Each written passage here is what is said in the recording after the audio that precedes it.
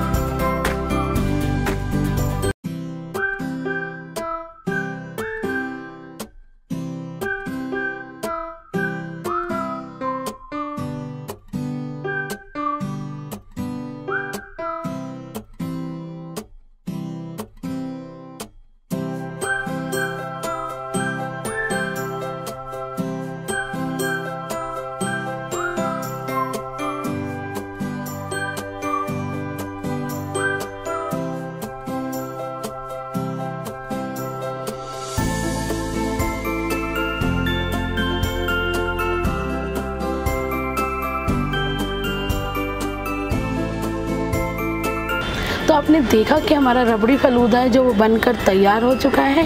ये काफ़ी टेस्टी बना है। आप इसे बनाइए और गणेश जी को भी भोग लगाइए और सबको खिलाइए और कमेंट बॉक्स में ज़रूर लिखिएगा कि आपको कैसी लगी डिश। तो अब हम अगली वीडियो में मिलेंगे, तब तक के लिए बाय।